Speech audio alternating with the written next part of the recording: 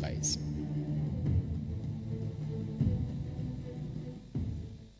Bonsoir.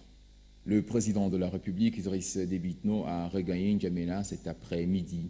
Il revient de Paris en France où il a pris part au sommet de l'Élysée sur la paix et la sécurité en Afrique. À sa descente d'avion, le chef de l'État a été accueilli par le Premier ministre Kalzebe Paye-Midebe, quelques membres du gouvernement, l'ambassadrice de France au Tchad et le maire de la ville de N'Djamena.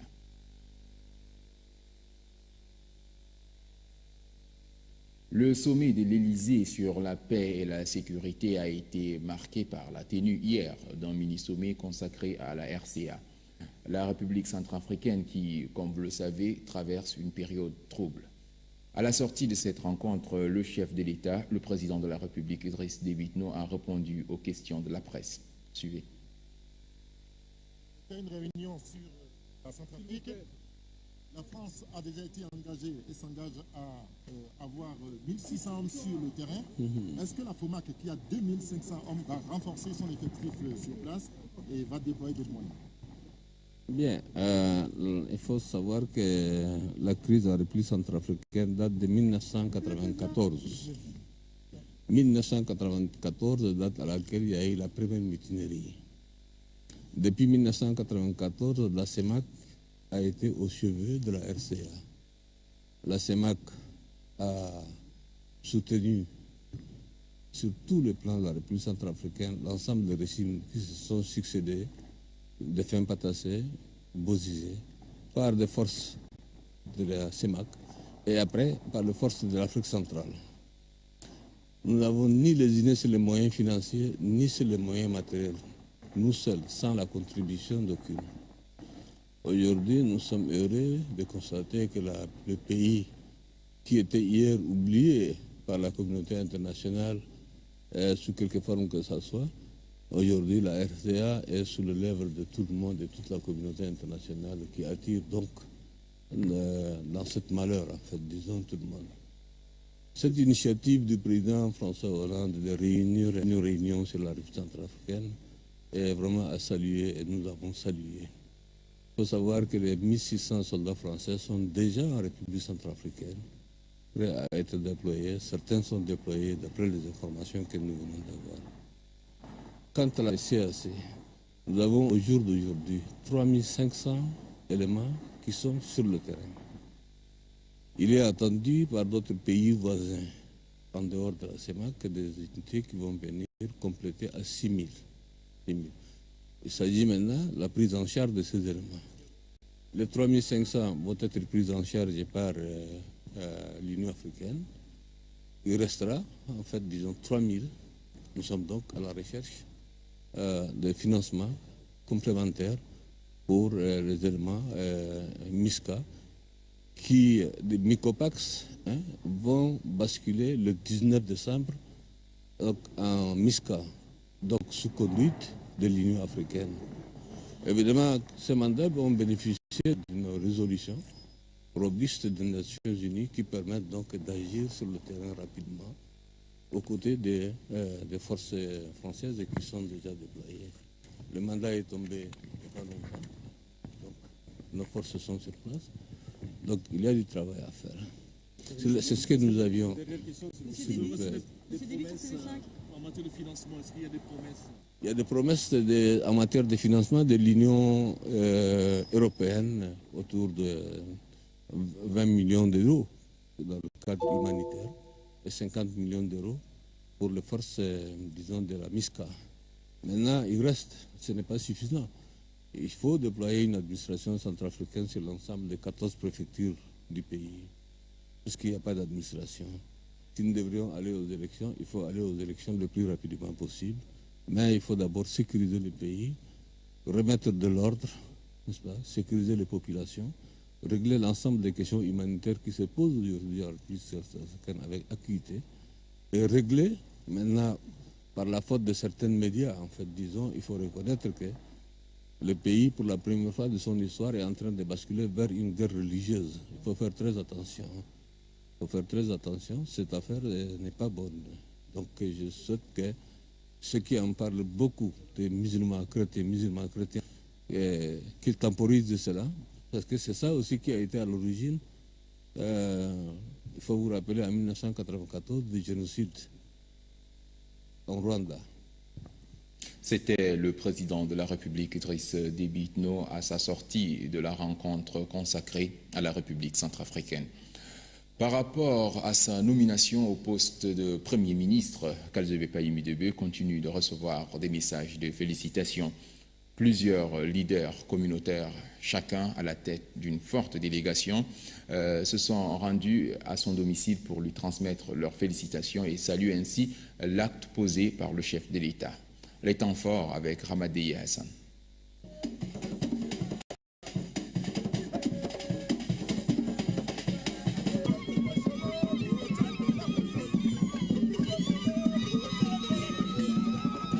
La nomination de M. Kalzebe Payimi Debe continue de susciter l'enthousiasme et la joie de certaines catégories socio-professionnelles.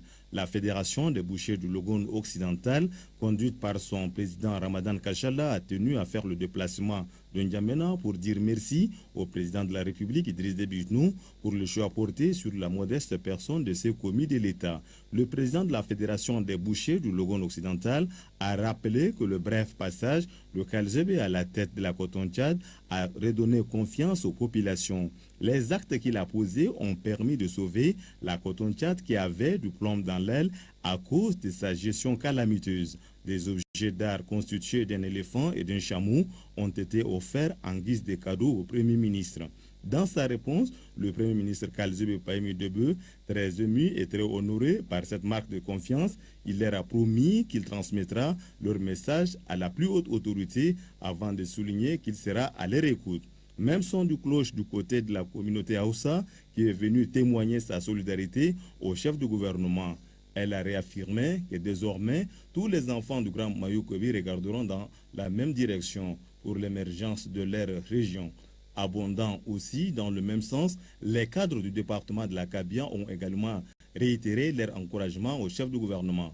Précisons que la délégation de la Kabia a été conduite par Ngolona Gondoul. Une mission des chambres africaines extraordinaires d'instruction du dossier de l'ancien président Hissène Habré se trouve au Tchad. La délégation a sillonné certaines localités du sud du pays pour visiter des charniers et rencontrer certains témoins. Jean-Philippe Odini-Akachi. L'enquête sur les exactions sous l'ancien président Hissène Habré se poursuit pour préparer son procès à Dakar. La délégation des chambres africaines extraordinaires d'instruction, conduite par le coordonnateur des chambres africaines, Jean Kandé, a effectué cette visite par commission rogatoire sur les sites supposés abriter les charniers. À travers plusieurs sites que nous avons visités, les experts ont eu à faire un travail appréciable et il leur appartient maintenant, le moment venu, de donner des conclusions. Pour les besoins d'enquête, la délégation a sollicité des experts anthropologues légistes. Leur travail sur le terrain consiste à vérifier l'existence des charniers dans les régions. Nous sommes basés sur les témoignages donc des personnes, des parents des victimes, des personnes qui ont eu, soit ont été des rescapés ou ont eu à enterrer ces personnes qui ont été tuées. Donc c'est sur les indications que les experts ont pu marquer les lieux pour une mission à venir qui consistera aux excavations et à l'analyse des restes. Âgé de 71 ans, Hissène Habré a dirigé le Tchad de 1982 à 1990. Il a été inculpé de crimes de guerre, crimes contre l'humanité et de tortures commis au cours de ses 8 ans au pouvoir avant d'être renversé par un démocrate et pris de paix et de l'émergence globale du Tchad, Idriss Déby Itno. Depuis le 2 juillet dernier, Hissène Habré a été inculpé et placé en détention provisoire par les chambres africaines extraordinaires au sein des juridictions sénégalaises. Prix de l'excellence en journalisme édition 2013. Le résultat est connu depuis hier soir. Ceci au cours d'une cérémonie à laquelle plusieurs hautes personnalités du pays ont été conviées. Les journalistes ont concouru dans 3 différentes catégories, presse écrite, radio et télévision. Le ministre des Postes et des Nouvelles Technologies de l'Information, Daoussa Déby Itno, a représenté à cette cérémonie le chef du gouvernement. Le prix de l'excellence en journalisme est une initiative du Haut Conseil de la communication. Belgar l'armée la guerre. Ça y est, les lauréats du prix d'excellence en journalisme édition 2013 sont connus. Ce samedi 7 décembre, 9 candidats sur 39 sont primés. Noubadimba Italo Madi de la Télé Tchad a gagné le premier prix en télévision. Celui-ci a réalisé un reportage sur les massacres des pachydermes par les braconniers à Gamba au sud du Tchad. Zakaria Yaya et Abdelkader Haroun ont respectivement eu le deuxième et troisième prix. Pour la catégorie radio, Jean-Philippe Odinakashi arrive en tête. Il est suivi de Mamad Al-Bakit Ahmad de la radio Abéché. Hassan Lamé, qui a réalisé un reportage sur l'union des groupements de femmes d'Assonga, a reçu le troisième prix. Babikir Mahamad Ahmad et Adam Hassan Deye suivent respectivement Baïne Betoubam, qui obtient consécutivement le premier prix en presse écrite avec un article intitulé Dans la jungle, le mariage par rapt. Pour chaque catégorie, les prix sont identiques. Ce sont des lots dont les montants varient entre 1 à 2 millions de nos francs. Cette année 2013, le concours a une particularité qui consiste en l'éclatement en deux de la catégorie audiovisuelle qui se subdivise en radio et télévision, ce qui donne 3 rubriques, à savoir la presse écrite, la radio et la télévision.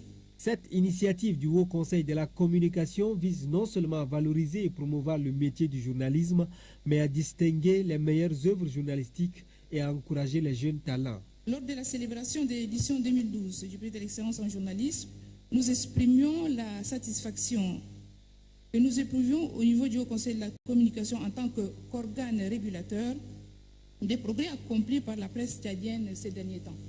Tout en félicitant les heureux gagnants, le représentant du chef du gouvernement a exhorté les hommes des médias à œuvrer pour la prospérité du pays. Comparativement aux éditions précédentes, la cérémonie de remise des prix s'est déroulée dans une ambiance relativement calme à cause du deuil décrété en mémoire de l'ancien président sud-africain Nelson Mandela, décédé le 5 décembre dernier. À l'instar des autres régions du pays, celle du Mayo-Kébi-Ouest a également célébré le 23e anniversaire de la Journée de la liberté et de la démocratie. Une cérémonie de prise d'armes ponctuée des défilés civils a eu lieu à la place de fête de Pala. Le film de l'événement avec Gandata Ouhamia. Pala, 1er décembre 2013. À la place de fête, le moment est solennel. Une gerbe de fleurs à la mémoire de nos martyrs. L'acte est plein de symboles. Une reconnaissance envers tous ceux qui ont consenti des sacrifices pour mettre une fin à la tyrannie et à la dictature, ouvrant ainsi la page de la liberté et de la démocratie au Tchad. Comme un peu partout sur l'étendue du territoire national, à Pala, la fête du 1er décembre a été célébrée avec faste. Les différentes couches sociales sont sorties massivement commémorer cette journée. Occasion pour le gouverneur du Mayo-Kébi-Ouest de rappeler combien il est important de préserver et de consolider ses acquis. La liberté et la démocratie promises au peuple tchadien par le libérateur sont une réalité indéniable. En effet, le paysage politique est totalement démocratisé et le fonctionnement des centaines de partis politiques dont les leaders de certains d'entre eux participent à la gestion de la chose publique. Des élections libres et démocratiques ont été organisées permettant la mise en place des institutions républicaines, Assemblée nationale, Conseil économique, social et culturel, Haute Cour de justice et j'en passe. Les bienfaits de la liberté et de la démocratie sont palpables au Tchad. Depuis le 1er décembre 1990, avec la fin de la dictature la plus abjecte qu'a connue le Tchad, une métamorphose est en cours. Le processus conduira inéluctablement vers l'émergence du pays à l'horizon 2025. Toujours dans le registre des festivités marquant la journée de la liberté et de la démocratie, un tour à Guéreda avec notre reporter Gandata Ouhamia. 1er décembre 2013, Guéreda est en fête. La population de cette ville cosmopolite dans son ensemble a tenu à commémorer, à l'instar des autres villes du Tchad, cette date historique. Date marquant l'entrée du Tchad dans les sphères démocratiques. 23 ans plus tôt, à cette même date, des patriotes, après d'énormes sacrifices, ont mis fin à la dictature. Dès lors, Les urnes sont devenues le mode de dévolution du pouvoir. Des armes, on n'en parle plus, car seul le peuple choisit dorénavant ses dirigeants. Un mode de gouvernance qui porte des fruits. Avec l'arrivée au pouvoir du mouvement patriotique du salut, sous la direction éclairvoyante de son Excellence fondateur, Excellence Idriss Déby Itno, le multipartisme, la liberté d'expression, de presse et d'association ont vu le jour. Aux côtés du préfet, la présence du maire de la ville de Guéreda, Suleiman Hamad Moussa, et du sultan, Yahya Garfa Saraf, en dit long sur l'importance de cette date pour la population de Guéreda. Une date qui est aussi une occasion de rendre hommage à nos martyrs. Ceux-là grâce auxquels le vent de la liberté et de la démocratie a commencé à souffler sur le pays. Merci Ganda Tao Hamia. Dans la région du Mayo-Kébi Est, la journée mondiale de lutte contre le sida a été une occasion de choix pour les autorités régionales de lancer officiellement une campagne de sensibilisation. C'est Bangor, chef-lieu de la région, c'est à Bangor, chef-lieu de la région, qu'a démarré cette campagne. Les statistiques ne sont guère réduisantes. Innocent Kilayo.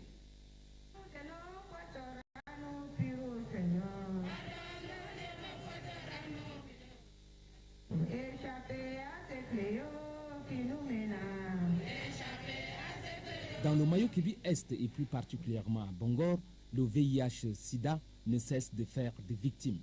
C'est ce qui amène le représentant des personnes vivant avec cette maladie à faire un témoignage. Pour lui, le VIH-Sida n'est plus un sujet tabou. Il est au même titre que d'autres maladies. Juste après le témoignage du représentant des personnes vivant avec le VIH-Sida, le délégué sanitaire régional du Mayo-Kébi Est est intervenu pour faire la comparaison du taux de prévalence des 3 dernières années. Dans notre délégation sanitaire régionale du Mayo-Kébi Est, le taux de prévalence en 2011 est de 11,59%. En 2012, il en est de 14,28% et en 2013, 19,46%. Compte tenu du taux de prévalence qui va crescendo dans le Mayo-Kébi Est, les autorités régionales appellent à une prise de conscience.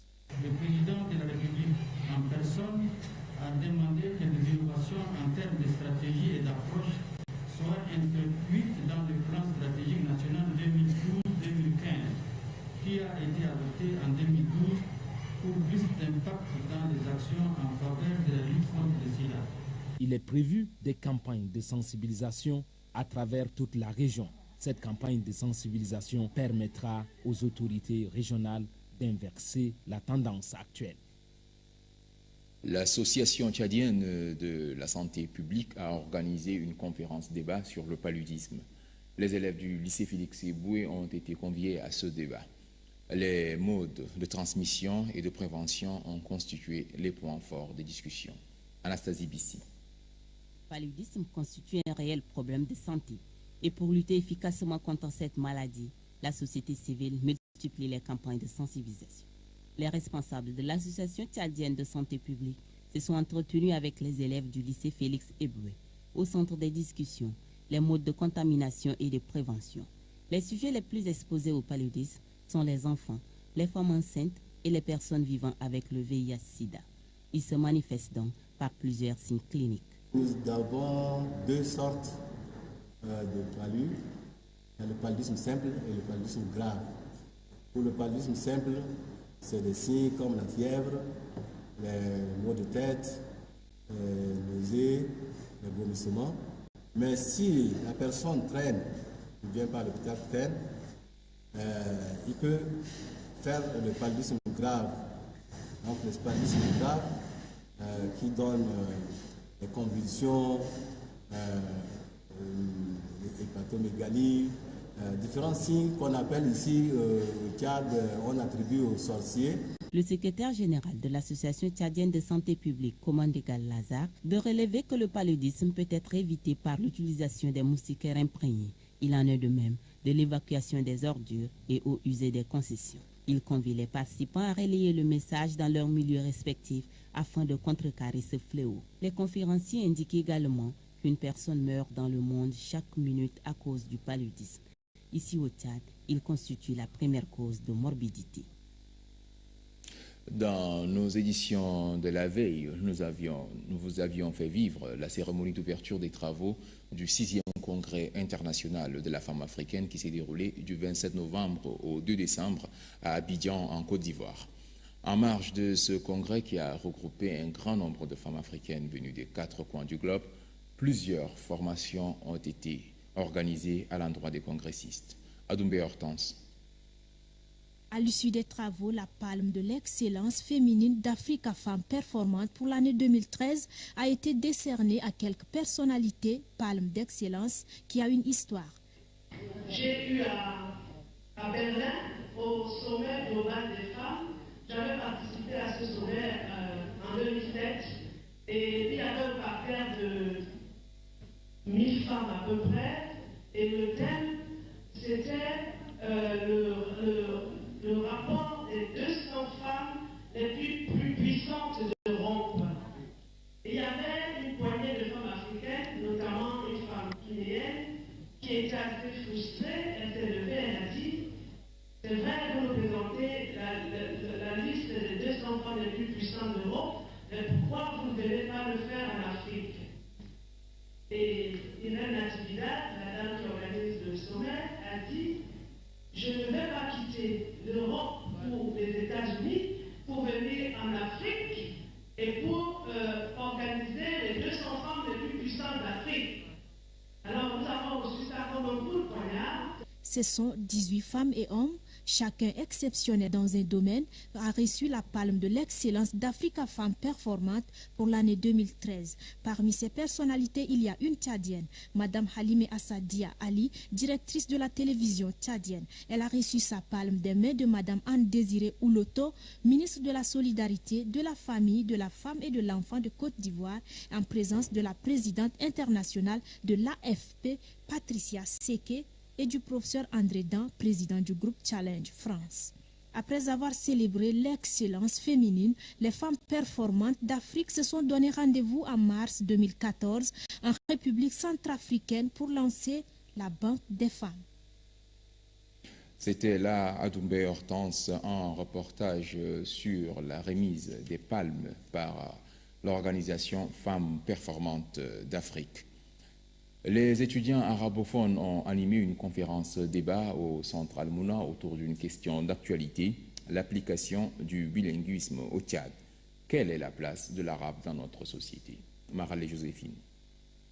La langue arabe, simple figuration, où joue-t-elle un rôle concret dans la société? C'est le thème d'une conférence débat animée conjointement par Mohamed Abakar Tchani et Zakaria Yaya Zakaria.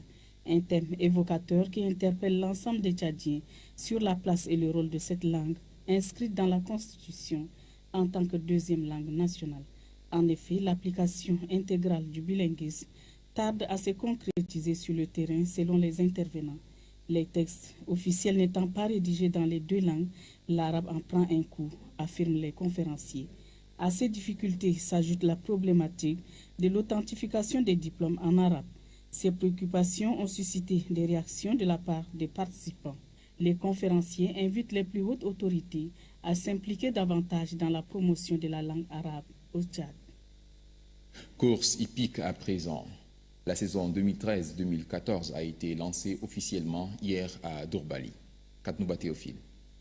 Ce sont au total 96 chevaux, juments, poulains et pouliches que le président de l'association Al-Assal pour le développement de la race chevaline, Ahmad Abakar Adib, et son équipe ont mobilisé pour le lancement officiel de la saison hippique 2013-2014 à Dourbali. Les deux premières courses ont mis aux prises respectivement des chevaux et juments des catégories néants et les poulains et pouliches de moins de 3 ans.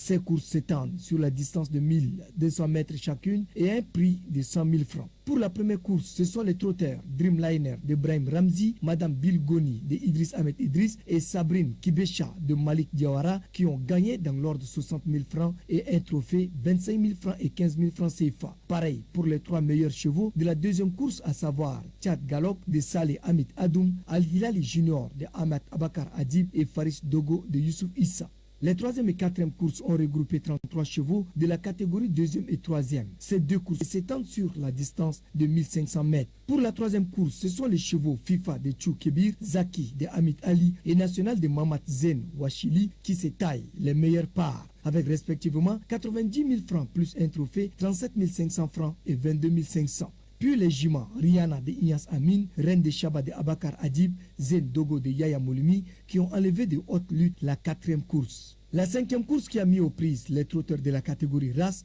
a vu la suprématie du cheval Akhenaton de Arthur Amin qui permet à son driver de gagner une moto plus un trophée. Akhenaton est suivi de la jument de Hamid Choukoumi, Nazila et de Fadayen de Choukou Kebir. La course la plus attendue est celle de la catégorie Gargache. Elle a opposé les 12 meilleurs chevaux de la saison qui s'achève. Cette course qui s'étend sur la distance de 1600 mètres est dominée par le cheval de Mamad Zen Wachili, Économie Tchad.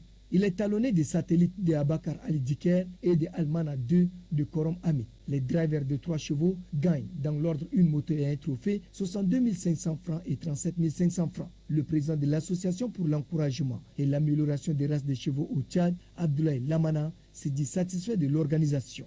Cette cérémonie de lancement officiel de la saison hippique 2013-2014 a été rehaussée par la présence de plusieurs autorités, au rang desquelles le gouverneur du Chari Bagirmi, Alio Mamat, et le ministre de la fonction publique, Abdoulaye Abakar.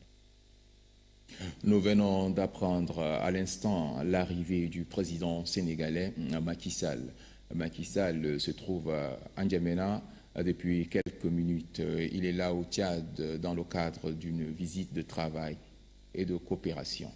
Voilà, mesdames et messieurs, ici s'achève cette édition. Merci de l'avoir suivi et bonne suite de programmes sur Téléthéâtre.